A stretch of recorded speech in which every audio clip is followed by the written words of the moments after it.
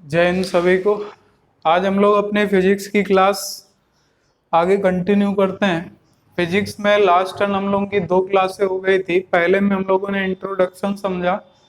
दूसरी क्लास में हम लोगों ने शुरुआत करी थी राशियों के बारे में, यानी कि टॉपिक हम लोगों का मेजरमेंट का स्टार्ट हुआ था। मेजरमेंट टॉपिक के बाद इसके बाद हम लोग पहुंच रहे थे मेजरमेंट में पढ़ने के बाद हम लोगों ने पढ़ा मूल मात्रक यानी मूल राशियां क्या हैं, दूसरा पढ़ा पूरक राशियां क्या हैं और तीसरा व्युत्पन्न राशियां क्या हैं। मूल राशियों की संख्या हम लोगों ने पढ़ी, टोटल कितनी होती है 7। पूरक राशियां 2, रेडियन और स्टेरेडियन। और इसके बाद हम लोगों ने पढ़ा कि जो आपकी व्युत्पन्न राशियां इनकी संख्या अनंत होती है। तो यहाँ से हम लोग इतनी बात जान चुके थे। इसके बाद मेजरमेंट टॉपिक को ही आगे कंटिन्यू करते हैं।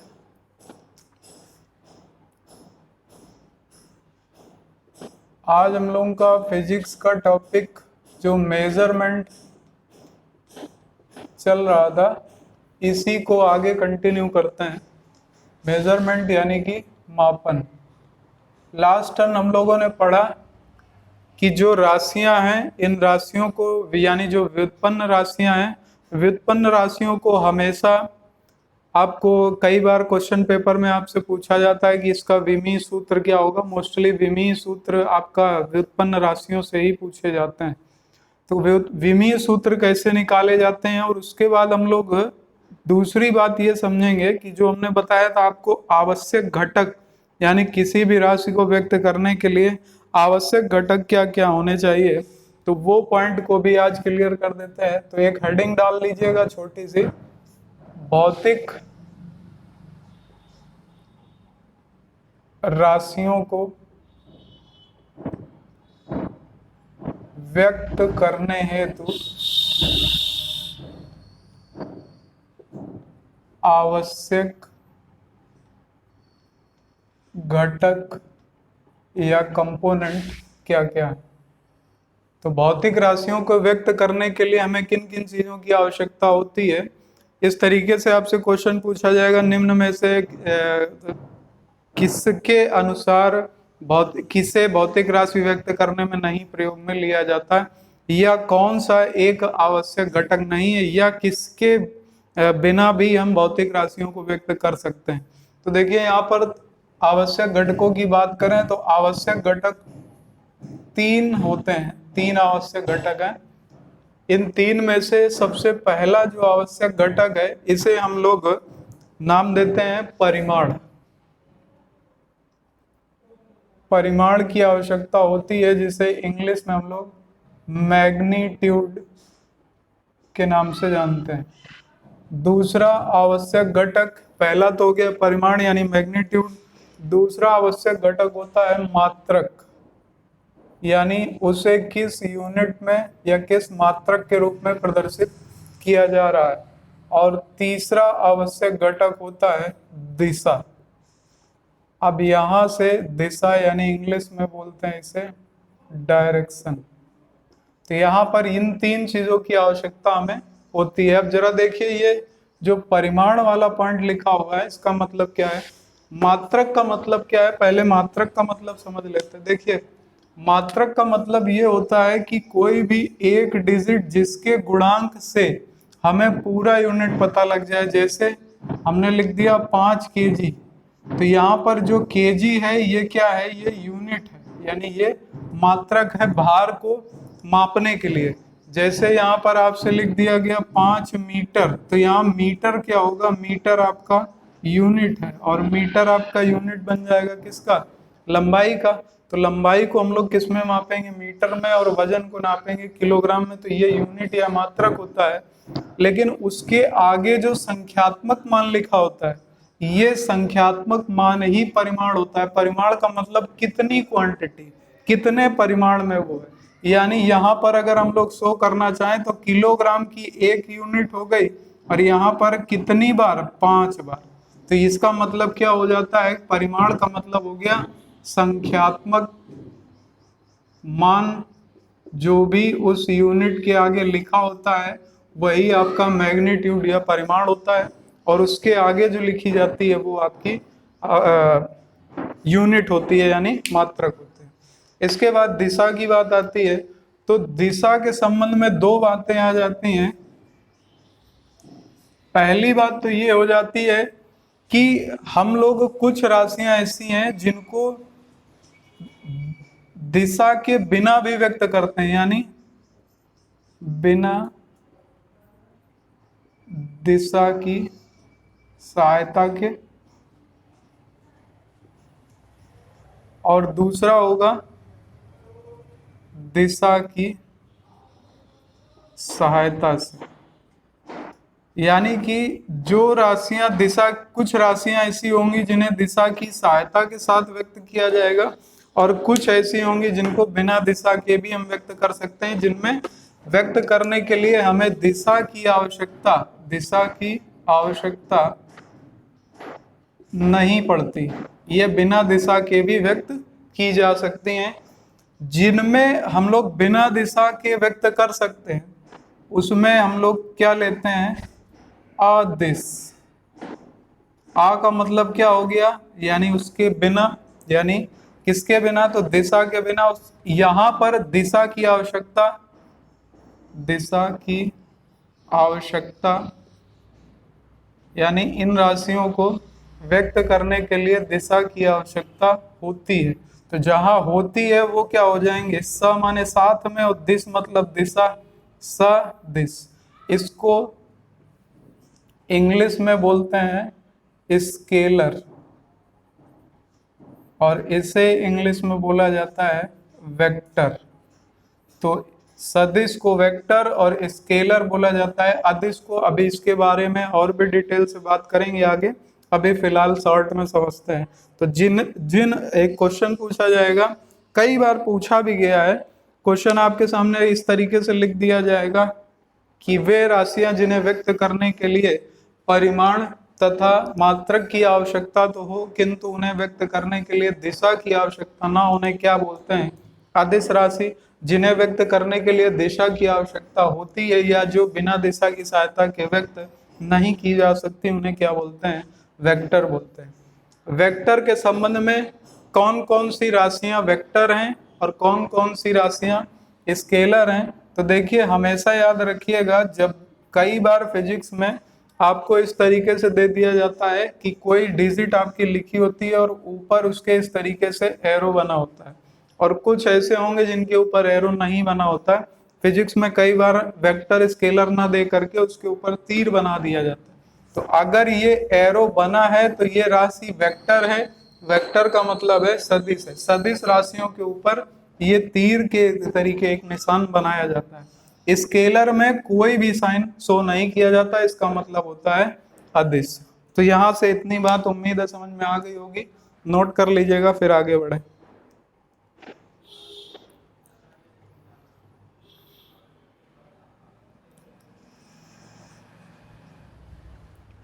अब अगर एग्जाम्पल की बात करें, अभी और भी देखेंगे आगे कुछ एग्जाम्पल अगर आप लिखना चाहो तो, जैसे बल, तो वहां पर लिखा होता है F बराबर m इंटू ए। एफ के ऊपर आपका लिखा होता, इस तरीके से एक साइन बना होता है, इसका मतलब ये क्या है, ये एक सदिश राशि है। तो बल है, त्वरण है, इनको व्यक्त करने के लिए, जैसे विस्थापन है, इनको व्यक्त करने के लिए आपकी दिशा की आवश्यकता हमें, जैसे विस्थापन नहीं, यहाँ संवेग ले सकते हैं, तो संवेग है, त्वरण है, बल है, ये सब आपकी किस प्रकार की राशियां हैं, तो ये आपकी सदिश राशियां हैं। अगर अदिश राशि की बात करें तो अदिश राशि के एग्जाम्पल में आप ले सकते हो, यानी जिन्हें हम बिना दिशा के भी व्यक्त कर सकते हैं, उसके एग्जाम्पल हैं जैसे लंबाई, ताप, इसके बाद विस्थापन, विद्युत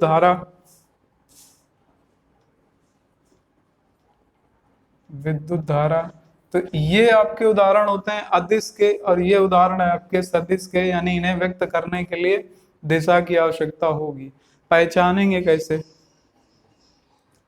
जैसे मान लीजिए आपसे पूछ लिया जाए कि किसी, अभी आगे और टर्म आपको समझ में आ जाएगा जब आगे एक्सप्लेन करेंगे, कि कोई गाड़ी 10 किलोमीटर प्रति घंटे की रफ्तार से जा रही थी, एकाएक उस गाड़ी की रफ्तार 40 किलोमीटर प्रति घंटा हो गई, तो उसमें वेग परिवर्तन की दर क्या होगी या उसका त्वरण क्या होगा।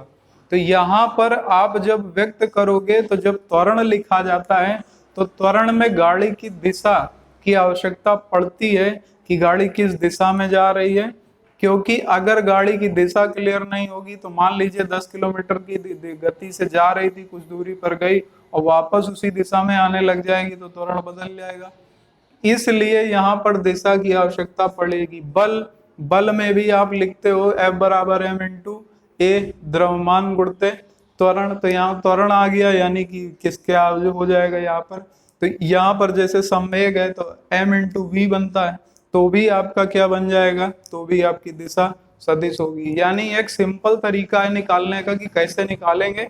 अगर आपका आंसर किस दिशा में, अगर इसका आंसर मिल जाए तो वो क्या हो जाएगी, सदिश। अगर किस दिशा में आंसर ना निकले, जैसे ताप के संबंध में ऐसा यूज नहीं होता, लंबाई जब व्यक्त करते हो तो भी लंबाई के संबंध में यह व्यक्त नहीं होता किस दिशा में। विद्युत धारा, इसके संबंध में भी किस दिशा में, तो किस दिशा में का आंसर ना निकले तो वो आपका अदिश हो जाता है, और अगर निकल आए तो आपका सदिश हो जाता है। इस तरीके से कॉमन। अभी कुछ और ट्रिकें भी बताएंगे जैसे पकड़ना है आपको, तो ये पॉइंट नोट कर लीजिएगा। अब इसके आगे बढ़ते हैं।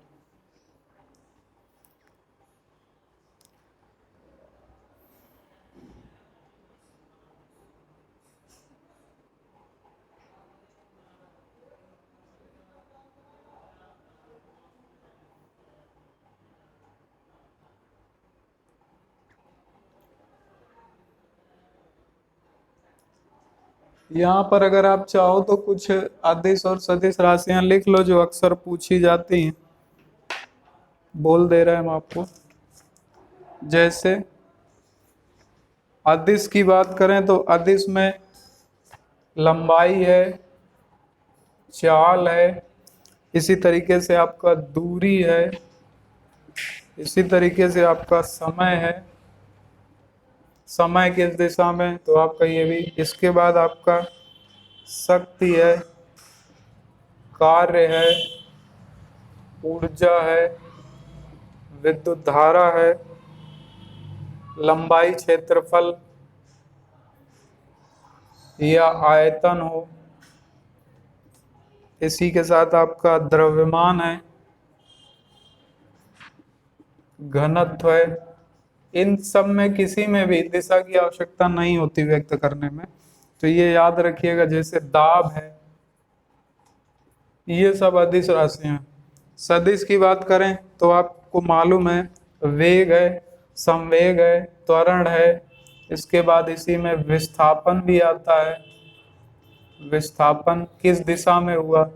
इसके बाद आपका बल हो गया, भार हो गया, इसके बाद आपका विद्युत क्षेत्र हो गया, विद्युत क्षेत्र हो गया, इसके बाद आपका चुंबकीय क्षेत्र हो गया, चुंबकीय क्षेत्र, इसके बाद आपका विद्युत तीव्रता हो गई, विद्युत तीव्रता हो गई, इसके बाद आपका विद्युत धारा घनत्व हो गया, विद्युत धारा घनत्व हो गया। अब यहाँ पर दो तीन बातें याद रखिएगा।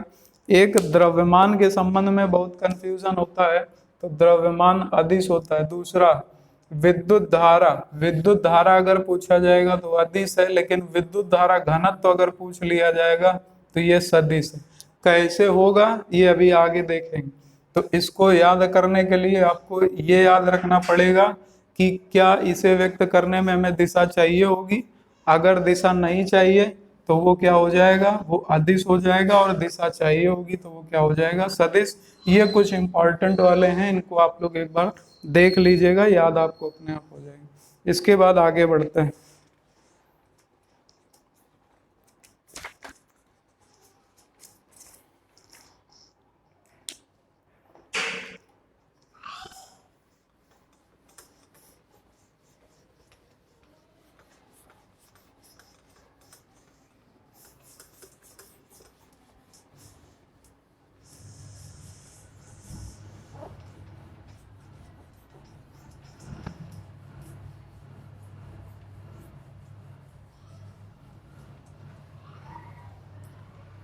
इसके बाद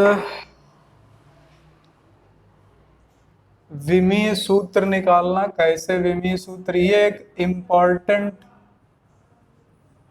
टॉपिक है। विमीय सूत्र निकालना, कैसे निकाला जाता है विमीय सूत्र, इसको देखते हैं। तो विमीय सूत्र यानी डायमेंशनल एनालिसिस को कैसे निकाला जाएगा,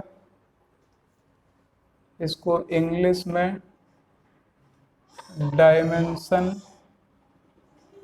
एनालिसिस कहा जाता है। इसे कैसे निकाला जाएगा, ये एक इम्पॉर्टेंट सेक्शन है। यहाँ से एक या दो क्वेश्चन हर बार पूछा गया है, आपको आना चाहिए। ये बेसिक टर्म है, समझना बहुत आसान है। एक बार समझ लिया तो फिर कहीं से भी निकाल सकते हैं इसको, किसी भी फार्मूला याद है अगर आपको तो निकाल लोगे। तो विमीय सूत्र निकालने के लिए सबसे पहले हम लोगों को तीन चीजें चाहिए होंगी। सबसे पहला लंबाई, दूसरा विमीय सूत्र निकालने के पहले आप एक चीज और समझ लो जो कई बार परीक्षाओं में पूछी जाती है, इसके बाद विमीय सूत्र को समझते हैं।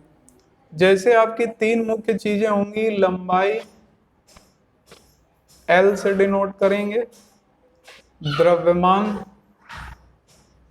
M से डिनोट करेंगे, और तीसरा है आपका समय, इसको T से डिनोट करेंगे। तो इन तीन चीजों को पहले समझ लेते हैं। जैसे आपसे एक पूछा जाता है कि यह पद्धति आपकी CGS में क्या होगी, FPS में क्या होगी, MKS में क्या होगी, तो ये सारी चीजें समझ लेते हैं। तो ये पद्धतियां क्या हैं, जरा इनके बारे में समझते हैं। देखिए, सबसे पहली चीज जो आपकी अंतरराष्ट्रीय पद्धति है, उसके अकॉर्डिंग ये बात कही गई कि एक ऐसा मापमान निकाला जाए जो सभी देशों में एक ही मान्य हो। ऐसा क्यों करा गया, क्योंकि इसमें दिक्कतें आने लगी। हर देश अपना अलग अलग मान लेता था, हर देश अपना अलग अलग एक मानक लेके चलता था। इनको मापने के आधार, कोई सेंटीमीटर में मापता था, कोई मीटर में मापता था, और कोई आपका किलोमीटर में माप रहा था। जैसे मीटर सेंटीमीटर में ज्यादा फर्क आता था। तो यहां से मान लीजिए, जैसे एक व्यक्ति फ्रांस में सबसे पहले मापन की पद्धति शुरू हुई। तो जब फ्रांस में पद्धति शुरू हुई तो एक व्यक्ति जो फ्रांस का था, वो अगर दूसरे देश गया, मान लीजिए थोड़ी देर के लिए वो ब्रिटेन गया, उसकी शादी ब्रिटेन में हो गई। अब यहाँ पर चलता है सेंटीमीटर और ब्रिटेन में चलता है मीटर, थोड़ी देर के लिए। अब उसने किया क्या, वो अपने ससुराल गया, तो उसे ये याद था कि हमें जो है, हम बोल देते थे कि 5 मीटर हमें कपड़ा चाहिए, मान लीजिए पैंट और शर्ट दोनों के लिए, तो हम ऐसे कर देते थे, तो वो 5 मीटर कपड़ा काट देता था। अब वही पहुंच गया कहाँ पर, तो वो पता लगा कि अब वो पहुंच गया फ्रांस में। ब्रिटेन का निवासी था, वो पहुंच गया फ्रांस में। अब जब वो फ्रांस पहुंचा तो उसने भी वहां पर भी जा करके ऐसे कर दिया। तो वो तो समझता था कि यहाँ 5 मीटर हमारे यहाँ चलता था, तो 5 मीटर का मतलब ऐसे करने से 5 मीटर कपड़ा कटेगा। तो जब उसने बोला तो उसने 5 सेंटीमीटर का टुकड़ा काट करके दे दिया। इस तरीके से समस्याएं कई देशों में आने लगी, आपसी विवाद होने लगे कि उनके यहाँ मानक ये, मान लीजिए कोई चीज आयात करी गई तो उसमें आयात करने में दिक्कतें आने लगी, मापमान में दिक्कतें आने लगी। वहां पर मापा जाए तो पता लगा 5 सेट का कपड़ा काटा गया। 5 सेट काटते काटते जब पूरा कपड़ा कटा तो वहां 4.5 सेट का कपड़ा निकला, 1 सेट बेकार हो गई। तो इस तरीके से बहुत से विवाद होने लगे। तो इसके संबंध में अंतरराष्ट्रीय मानक भी तय हुए, और अंतरराष्ट्रीय मानक तय करके क्या कैसे हुआ, अब इस प्रक्रिया को थोड़ा सा समझते हैं, क्योंकि यहाँ से क्वेश्चन बनता है। देखिए, सबसे पहले मापन की जो पद्धति थी,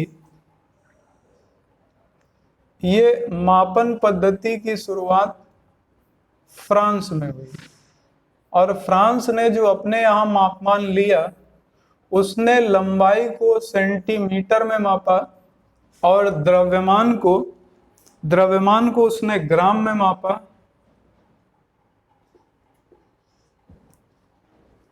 और समय को उसने सेकंड में मापा।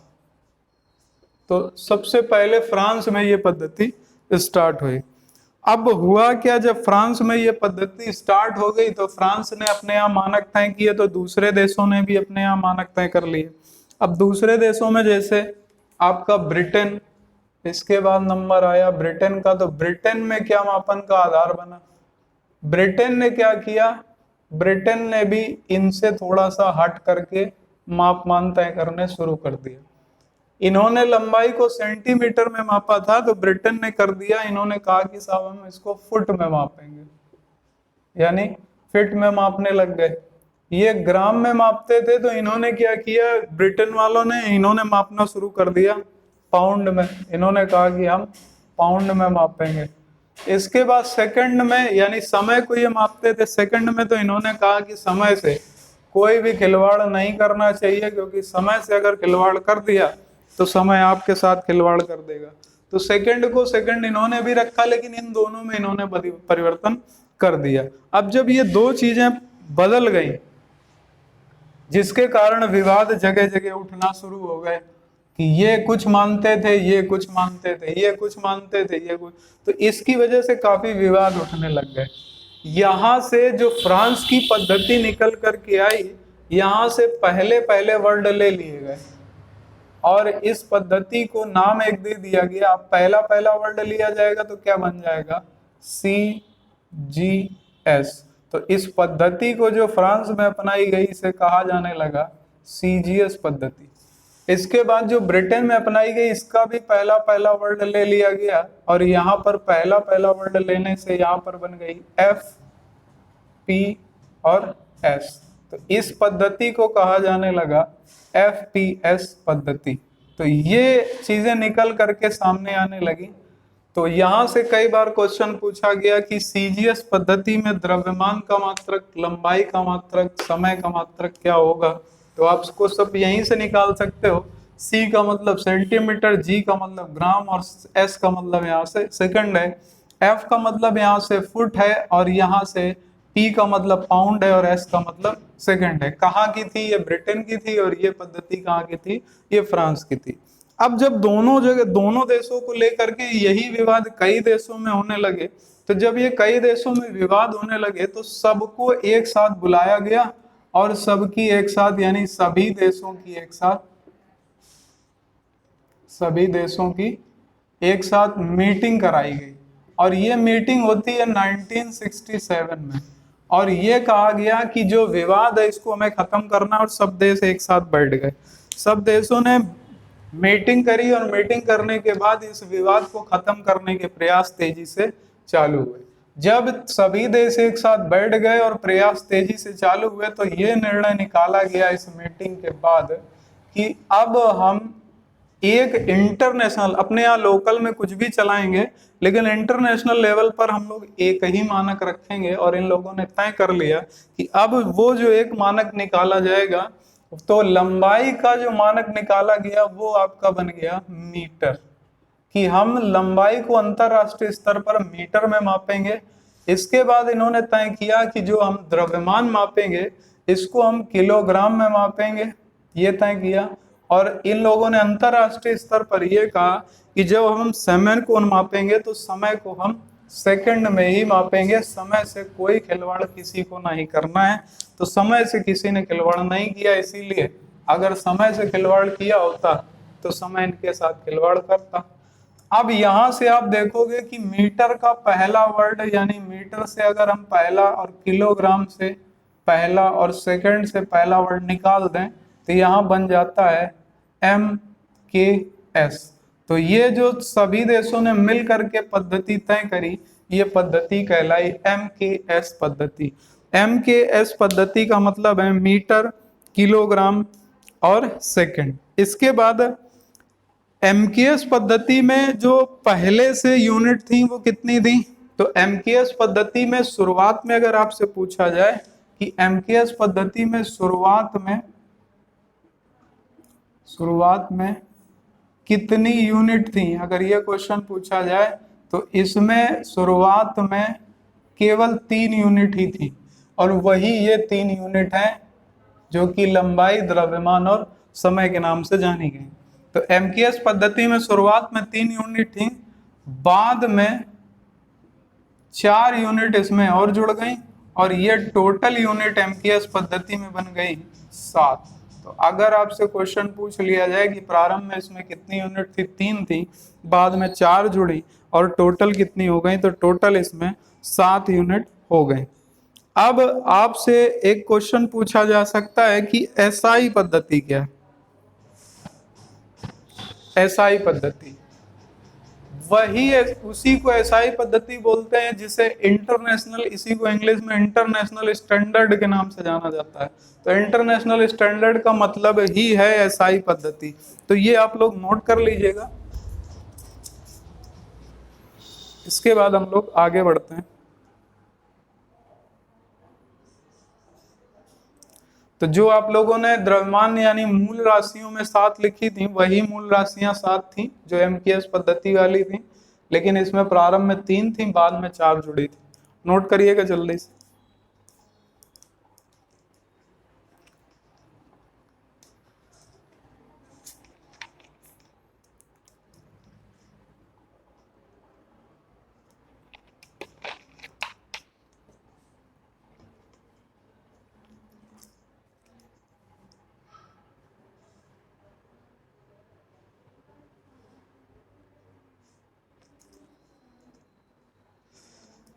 समझ में आ रहा है सबको? एक एक चीज हम बहुत ध्यान से और बहुत आराम से समझा रहे हैं, इसीलिए आपको। अब देखिए आगे देखते हैं विमी सूत्र को कैसे निकालना है।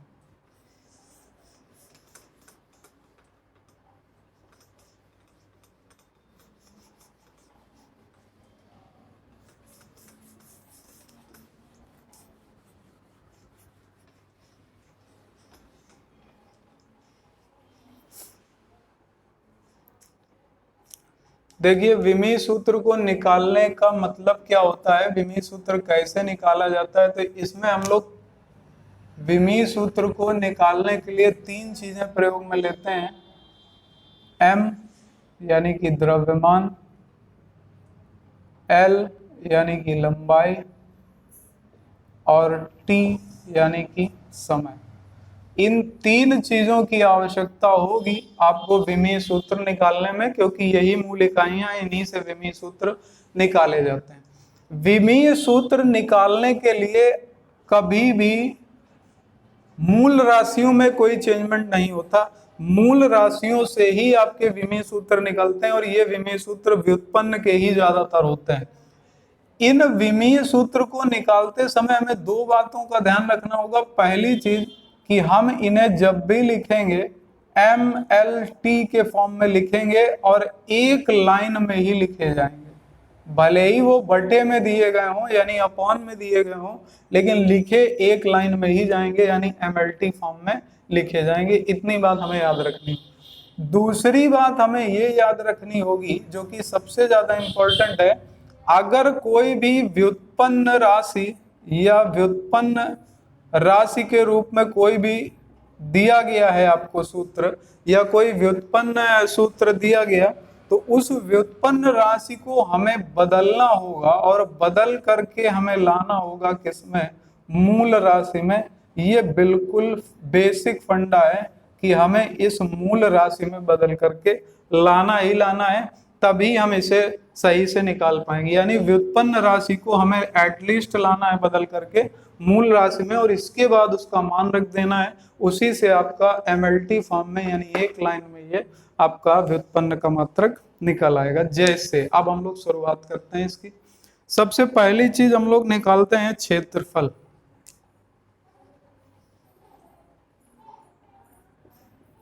क्षेत्रफल बराबर होता है लंबाई गुणते चौड़ाई। सब लोग जानते हैं आप लोग, एरिया बराबर लेंथ इनटू विड्थ।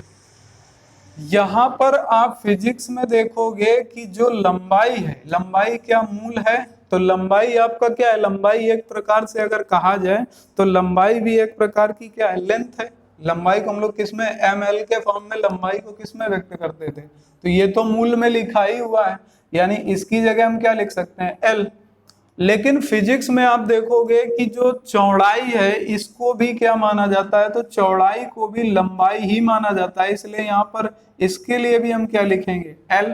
तो यहाँ पर फिजिक्स में जब लिखा जाता है तो चौड़ाई को भी एल ही लिखा जाता है, इसलिए यहाँ पर क्या लिखेंगे, एल। तो यहाँ पर कितने एल हो गए, 2। अब क्या ये मूल में है, तो ये चौड़ाई भी आपकी क्या है, फिजिक्स में लंबाई है, तो ये भी मूल राशि में था, ये भी मूल राशि में था, कुछ भी बदलने की जरूरत है, नहीं जरूरत है। अब हमें इसमें लिखना किस रूप में, तो एमएलटी फॉर्म में लिखना है।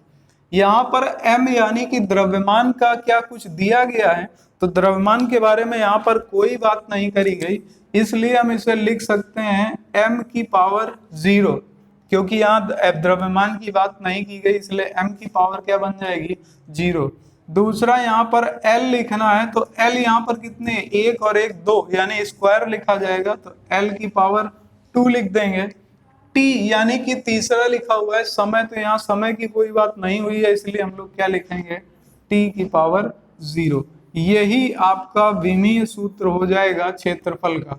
तो आपसे अगर क्वेश्चन पूछा जाए कि क्षेत्रफल का विमीय सूत्र क्या होगा, तो आप बोलोगे m0 L स्क्वायर या L स्क्वायर T0, या इसी को हम लोग शॉर्ट में जब इतना ये समझने लग जाएंगे तो इसी को शॉर्ट में हम लोग लिख सकते हैं एल स्क्वायर, क्योंकि यहाँ m और t की बात नहीं की गई थी। तो ऑप्शन में ये भी दिया जा सकता है, ऑप्शन में ये भी दिया जा सकता है, क्योंकि एल स्क्वायर भी लिखा जा सकता है m और t की यहाँ कोई बात ना होने के कारण। इतनी बात सबको समझ में आ गई, ये बिल्कुल हमने सिंपल वे पे समझाने के लिए लिया था। अब जरा दूसरा हम लोग एक आयतन का निकाल लेते हैं। तो आयतन में आप लोग क्या लिखते हो, लंबाई गुणते चौड़ाई गुणते ऊंचाई, यही तो लिखते हो। ये भी लेंथ है, ये भी लेंथ है, और ये भी क्या है, लेंथ है।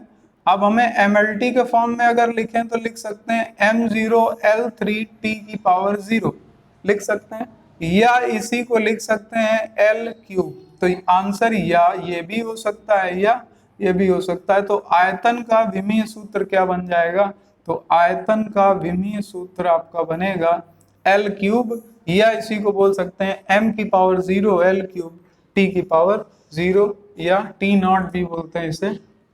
इस और क्षेत्रफल का विमीय सूत्र हम लोग पहले निकाल चुके थे, तो क्या बन जाएगा। अब जरा ये तो पहला निकाल करके देख लिया, ये दूसरा निकाल करके देख लिया, अब जरा तीसरा देख लेते हैं। तीसरा हम लोग ले लेते हैं जैसे घनत्व। घनत्व, घनत्व बराबर क्या होता है, तो घनत्व बराबर होता है द्रव्यमान बटे आयतन। घनत्व बराबर द्रव्यमान बटे आयतन। अब द्रव्यमान बटे आयतन, यहाँ m की बात की गई, तो क्या ये मूल राशियों में है, तो जरा इसको जरा देखते हैं, मूल में है। द्रव्यमान क्या मूल में है, बिल्कुल है मूल में, तो इसको हम लोग क्या लिखेंगे, m। बात हुई है इसलिए m लिखा जाएगा, बटे आयतन का मतलब क्या हो गया, आयतन का विमीय सूत्र अभी आपने क्या निकाला था, L3। तो यहाँ पर हम लोग क्या लिख देंगे, L3। कितनी बात समझ में आ गई आयतन। अगर आयतन की बात समझ में आ गई हो, तो अगर आपको ये समझ में क्लास आ गई हो तो एक कमेंट जरूर कर दीजिएगा। अगर ना समझ में आई हो तो हम फिर से एक बार समझा देंगे, नहीं तो वीडियो को फिर से आप देख सकते हो। तो घनत्व बराबर होता है द्रव्यमान बटे आयतन, यानी m/L3 बन गया। अब इसको हमें बटे में नहीं लिखना है, हमने बताया था किस में लिखना है, तो हमने बताया एक लाइन में लिखना। एक लाइन में लिखने के लिए इसको क्या लिखेंगे, तो लिखेंगे m, बात हुई इसलिए 0 नहीं लगाएंगे।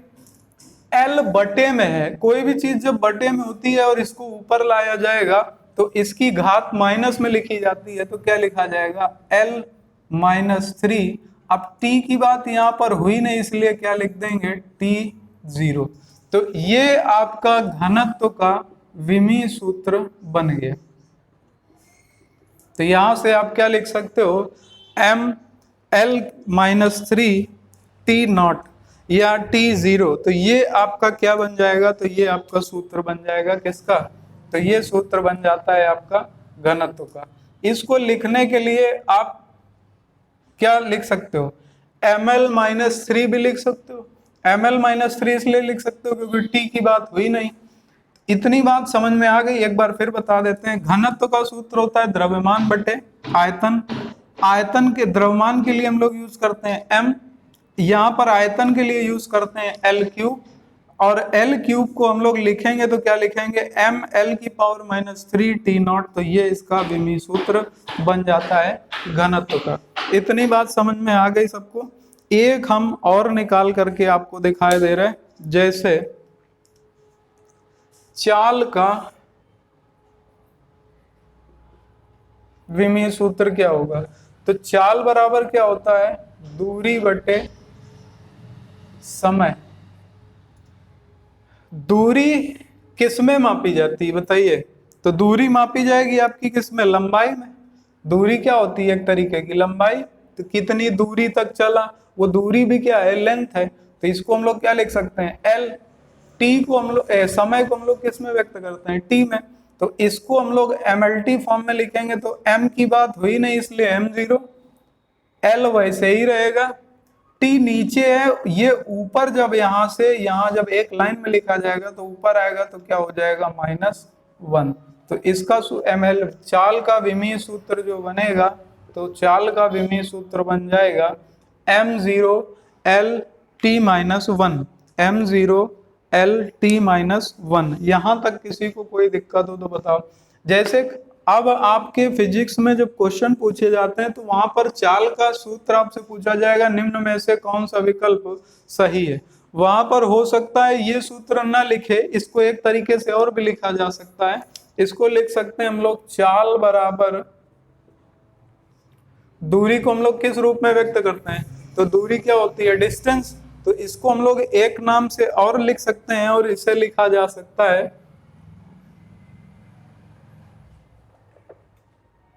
या डिस्टेंस लिया जा सकता है L इंटू टी -1।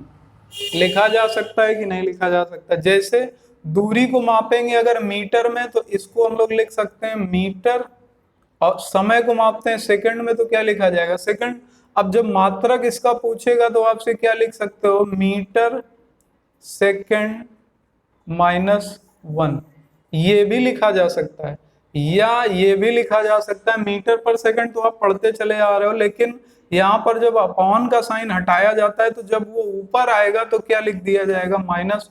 तो मीटर इंटू सेकेंड -1 लिख दिया जाएगा। इससे हम लोग ये जान जाएंगे कि ये जो वैल्यू थी ये अपॉन में लिखी गई, इसे अपॉन में लिखा जा सकता है। इस तरीके से बहुत से सवाल पिछली बार पूछे गए हैं, तो इसको ध्यान रखिएगा। अब कुछ क्वेश्चन हम आपको दे रहे हैं कल के लिए, और कल के लिए इसलिए दे रहे हैं कि आप इनके आंसर और इनके विमीय सूत्र हमें कमेंट बॉक्स पे कमेंट करोगे। तो हम बोलते जा रहे हैं लगातार, आप लोग नोट करेंगे, और इनके हमें आंसर कमेंट बॉक्स पे, यानी इनके विमीय सूत्र हमें कमेंट बॉक्स पे चाहिए। जैसे त्वरण, त्वरण का विमीय सूत्र बताइए, पहला क्वेश्चन। दूसरा क्वेश्चन, बल का विमीय सूत्र बताइए, त्वरण का विमीय सूत्र बताइए, और बल का विमीय सूत्र बताइए। कार्य का विमीय सूत्र बताइए, कार्य का विमीय सूत्र बताइए। संवेग का विमीय सूत्र बताइए, संवेग का विमीय सूत्र बताइए। ये कुछ इंपॉर्टेंट वाले बोल रहे हैं। आवेग का विमीय सूत्र बताइए। जिसका विमीय सूत्र आपने निकाला हो उसके आगे लिख देना ये किसका विमीय सूत्र है। तो त्वरण का विमीय सूत्र, बल का विमीय सूत्र, कार्य का, संवेग का, आवेग का। इसके बाद बल आघूर्ण का, बल आघूर्ण का विमीय सूत्र बताइए। इसके बाद दाब का विमीय सूत्र बताइए। दाब का, ये आपके लिए काम है, दाब का विमीय सूत्र बताइए। और इसके बाद लास्ट शक्ति का विमीय सूत्र बताइए। तो कितने हो गए, 1 2 3 4 5 6 7 8, 8 क्वेश्चन दिए हैं। इन 8 क्वेश्चन के आंसर हमें चाहिए। देख करके शांत मत बैठे रहना, इनके आंसर हमें चाहिए, चाहे जहां से निकाल करके लाओ, इनके आंसर हमें देना। गूगल सर्च ना कर लेना कतई भी, नहीं तो हमें पूरा फिर सॉल्यूशन मांगेंगे हम इसका। तो इसके 8 के हमें विमी सूत्र बताइएगा, कल हम इनके आंसर बताएंगे और कल क्लास को आगे इसी के आगे कंटिन्यू करेंगे। यहाँ से विमी सूत्र का टॉपिक आपका पूरा हो जाता है। अब हम लोग कल के नेक्स्ट टॉपिक में इसके आगे बढ़ेंगे। तो मिलते हैं नेक्स्ट वीडियो में, तब तक के लिए सभी को जय हिंद, वंदे मातरम।